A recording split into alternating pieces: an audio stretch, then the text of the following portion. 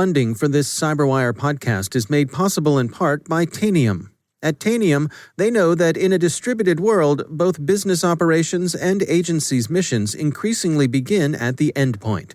Tanium provides unified endpoint management and security for the most demanding IT environments. Their approach decentralizes data collection, aggregation, and distribution down to the endpoint, delivering transformational scale, speed, and reliability across your distributed workforce. Learn why the Department of Defense and half of the Fortune 100 trust Tanium at Tanium.com.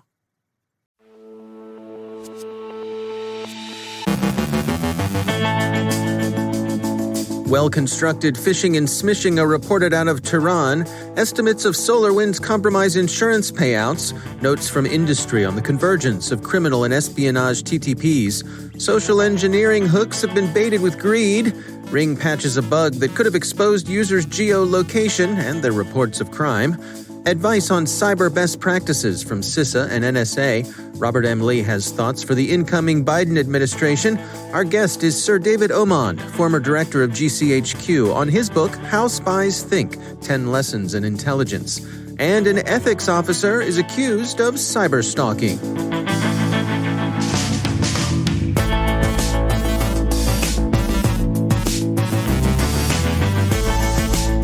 From the CyberWire studios at Data Tribe, I'm Dave Bittner with your CyberWire summary for Friday, January 15th, 2021.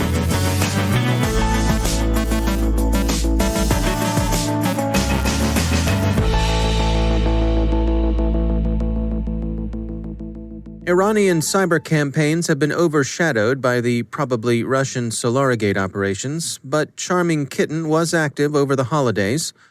ZDNet cites a CERTFA Labs report on Christmas and New Year-themed phishing and smishing that appears to have enjoyed some success. The campaign represents the second time Charming Kitten has been able to hide behind legitimate Google URLs. CERTFA, which specializes in monitoring Tehran's online activities, says that the campaign was interested in members of think tanks, political research centers, university professors, journalists, and environmental activists in the countries around the Persian Gulf, Europe, and the U.S. The smishing aspects of the campaign used texts that represented themselves as Google account recovery messages. The text itself is idiomatic and plausible, without the typographical or usage eccentricities that so often mark smishing. And the URL, which the victim is invited to follow in order to confirm their identity, also looks more legit than usual, given that it begins with the reassuring google.com. The phishing was comparably well-constructed and plausible. It was also more varied and to some extent tailored to cater to the probable interests and predispositions of the recipients. These emails generally communicated holiday greetings. Both the phishing and the smishing used redirect services, the better to bypass email security systems. The holiday campaign represented, CERTFA thinks, a continuation of earlier efforts, and Charming Kitten can be expected to remain comparably active and inventive in the coming months. As Solorigate remains under investigation, BitSite tells CRN that one aspect of the campaign, the supply chain attack that backdoored SolarWinds' Orion platform, could cost insurers some $90 million. If that seems low, consider that a large fraction of the most seriously affected victims were U.S. government agencies that normally don't carry cyber insurance, and also consider that the incident is still relatively new, with a great deal more investigation to be done. Intel 471 argues that Solorigate displays the continuing convergence of criminal techniques and cyber espionage tactics. Supply chain attacks started as a technique in the cybercriminal underground, and their utility in espionage is now also evident. Started in the cybercriminal underground is perhaps overstated. Supply chain attacks haven't been overlooked by intelligence agencies, as Intel 471 itself notes. 2016's NotPetya incident, in which software updates for the Ukrainian accounting software package Medoc were compromised to spread malware that masqueraded as ransomware, was a software supply chain incident credibly attributed to Russian intelligence services. And there have been, over the past decade, numerous accounts of hardware supply chain poisoning, some of which have been partially confirmed, some debunked, and others left undetermined. Again, as Intel 471 says, the tactics, techniques, and procedures of a supply chain attack are attractive to both criminals and intelligence organs. There's another reason for the confluence. There appears to be an increasing tendency for governments to outsource development of some attack tools. That's attractive for a number of reasons, economy and deniability figuring prominently among them. Bitdefender describes a resurgence of the Remcos remote access Trojan, engaged, as rats so often are, in credential theft. In this case, Remcos used COVID-19 fish bait in its spam and concealed additional malicious payloads steganographically in popular viral images. The campaign also featured anti-reverse engineering elements. Remcos has been out and making a nuisance of itself since 2017 at least. Bitdefender says the current ongoing surge began late last summer. Remcos has seen a good deal of use by criminals.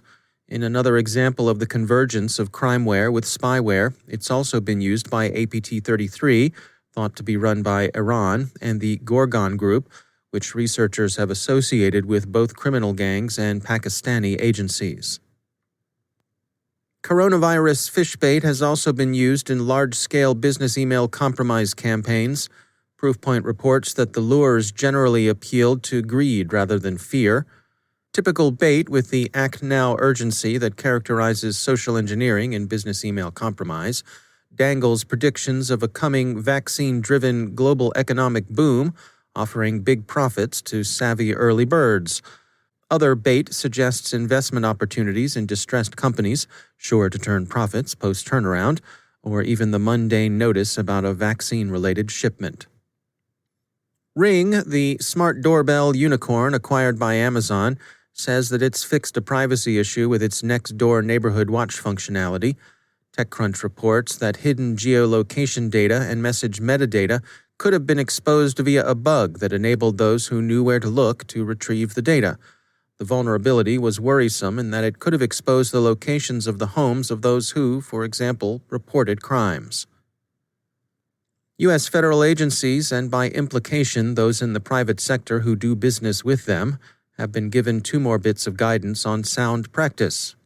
The Cybersecurity and Infrastructure Security Agency has recommended using ad blockers and taking other steps to secure browsers as a means of protecting against malvertising. CISA's advice comes in 3 parts. First, standardize and secure web browsers according to leading practices. This reduces attack surfaces, simplifies monitoring, and makes both configuration and patch management easier. Next, use ad blockers. This not only reduces the risk of malvertising itself and attendant malicious redirects, but cuts the risk of unauthorized data collection and improves client-side performance. And finally, isolate browsers from operating systems, with many attendant gains in security, flexibility, and efficiency. NSA has warned against regarding DNS over HTTPS, known by the acronym DOH, as a security panacea. ZDNet says that the bottom line of NSA's advice is for organizations to host their own DOH resolvers and avoid sending DNS traffic to third parties. And finally, there's a cyberstalking case in Florida. ThreatPost reports that the former ethics officer for the city of Tallahassee has been arrested and charged with cyberstalking a former inamorato who also worked for the city. The arrest was made Monday, and the judge has ordered her to stay away from the sometime object of her affections, and also to keep off the internet until her trial is over.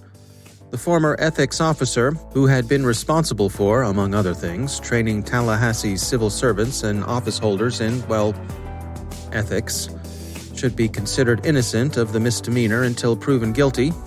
Still, one is tempted to think, physician, heal thyself.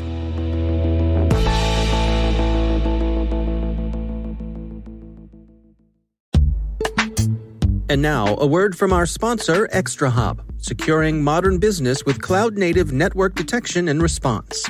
The massive shift to remote work has turned the reality of work on its head. With cloud and multi-cloud adoption, comprehensive visibility is more important than ever. But in order to protect your business, you need more than unified visibility. You need intelligence response workflows so teams can collaborate easily and act quickly. ExtraHop helps organizations like Wizards of the Coast detect threats up to 95% faster. As John Kreese, senior IT engineer, puts it, quote, ExtraHop is helping us accelerate cloud adoption by ensuring our workloads are secure.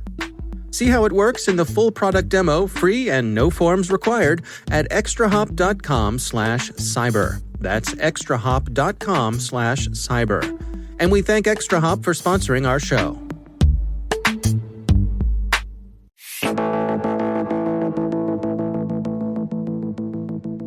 Sir David Omand is visiting professor at King's College London and former director of GCHQ, the UK government's intelligence and security organization. He's author of the recently published book, How Spies Think, 10 Lessons in Intelligence. Sir David Omand, thank you for joining us. It's a pleasure. Well, let's begin with the book here. What prompted you to write the book, How Spies Think? I started writing this book after seeing how, first of all, the British Brexit referendum and then the 2016 US presidential election were being reflected in social media. And I was getting increasingly cross at the way that I saw this rising tide of half-truths and distortions trying to persuade us online of what we ought to think and want, not to mention some outright falsehoods and deceptions, and not just coming from Russia, aimed at widening divisions in society and increasingly setting us at each other's throats. Well, the book sets up a framework that you all used in British intelligence that you maintain is useful for all of us as we try to deal with this misinformation quite often. Can you take us through, how does someone trained the way that you were approach this sort of information? I've coined an acronym, SEES, S-E-E-S, for the four kinds of output that rational analysis or can give a decision maker. And the first S in SEES is situational awareness, facts on the ground. But facts on their own tell you nothing. It's only when you explain them, when you put them in a context, that they actually have meaning for us. And this can be really quite difficult. This is first E in SEES, the explanation of what you're seeing. Every defense lawyer knows this. But if you've got a good explanation and enough data, then you can estimate how things might evolve. And this is for the decision maker really what they want to know. It's looking ahead. It's saying, on the basis of these assumptions, this is what we expect to see happening next. And this answers questions that start with why or what for. But whilst you're focused on those first three, situational awareness, explanation, and estimation, something totally unexpected is liable to come and hit you on the back of the head. So I round off the acronym, the final S, with strategic notice. That is, giving the decision makers some advance warning of things that might come and disturb them, dangerous developments in the future. Taken all together, if you have those four outputs, then you can take good evidence-based decisions. What do you hope that people take away from it? What do you hope that someone who reads the book learns from it? Well, the top-line message would be much more aware in this digital era as you use social media. Be aware of what is happening to you. You are being emotionally manipulated, and whether it's for the purposes of commercial purposes, advertising that is targeted at you, whether it's political advertising that's targeted at you, or indeed whether it's hostile interference in your democracy targeted by an adversary country. Be aware of that. Not everything you read is true, and I think that sense of just being more careful, and that leads inevitably into kind of analysis you need to carry out, the kind of thinking, let's call it just thinking. You just have to be a little more careful how you think in this era. And politicians have to be more responsible about, although they can try and manipulate us emotionally using social media, for example, they shouldn't. They should get back to a much more rational conversation with their voters. Well, the title of the book is How Spies Think, 10 Lessons in Intelligence. Sir David Omand, thank you so much for joining us. It's been a pleasure. Don't forget we have extended versions of many of our CyberWire interviews as part of CyberWire Pro. You can find out more about that on our website, thecyberwire.com.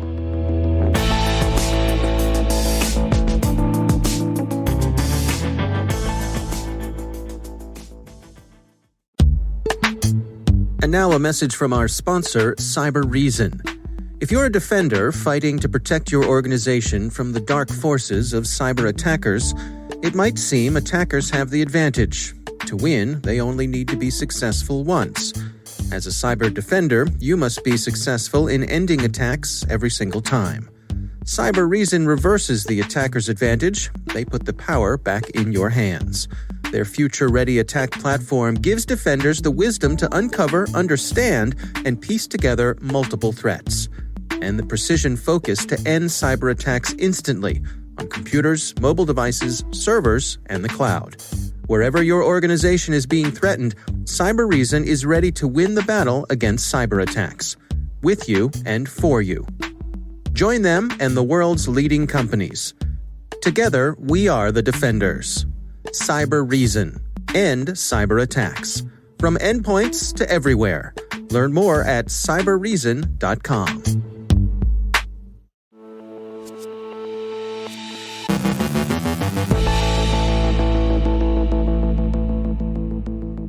And I'm pleased to be joined once again by Robert M. Lee. He is the CEO at Dragos.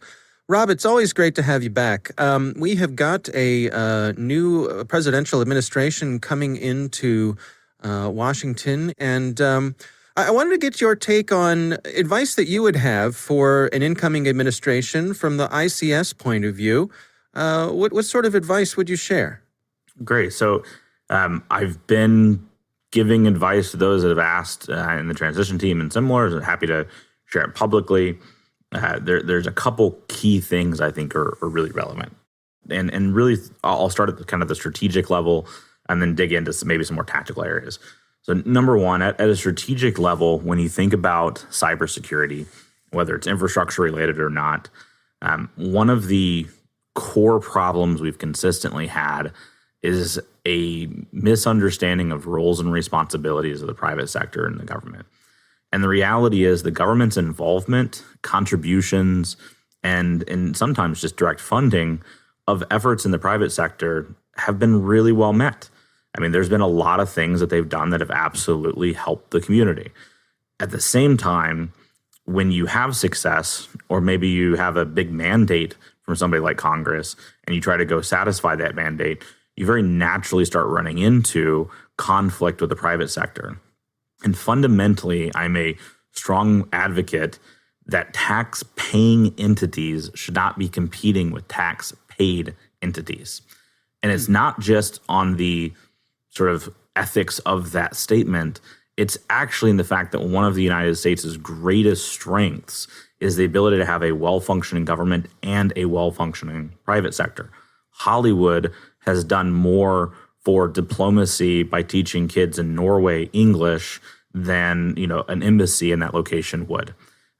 The Silicon Valley and Maryland kind of cyber hubs, if you will, of technology and innovation and the things that come out of that far outpace and outperform any innovation that's happened in government.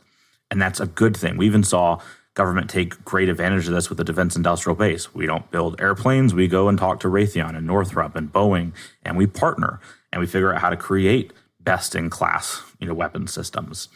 And so in the same way, my probably guiding advice is, number one, clarify the roles and responsibilities, because there's fights interagency that's confusing.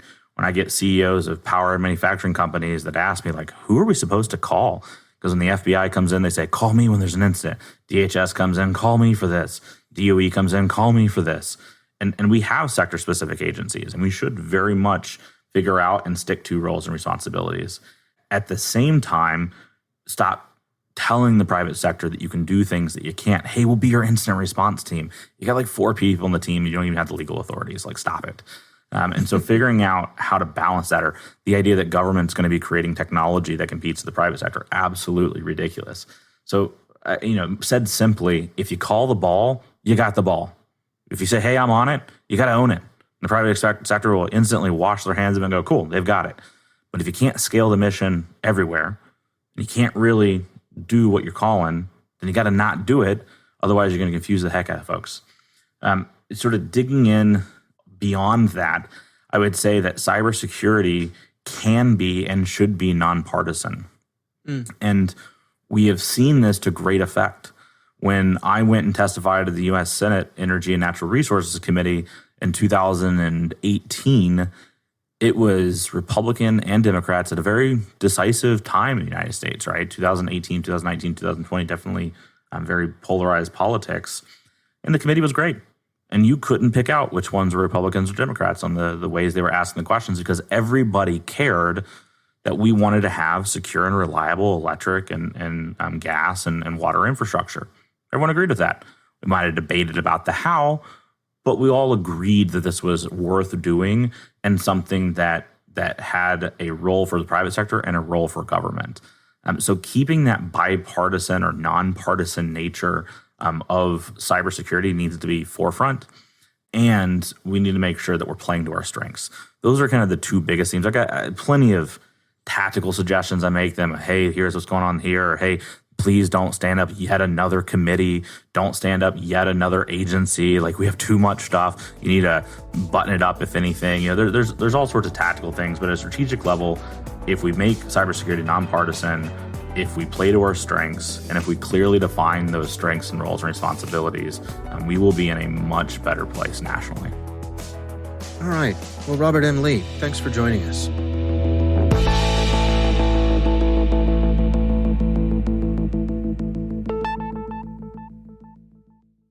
Thanks to the sponsors who make the CyberWire possible, especially our supporting sponsor, the Johns Hopkins University Information Security Institute, providing the foundational knowledge to meet the growing need for highly skilled information assurance and privacy professionals.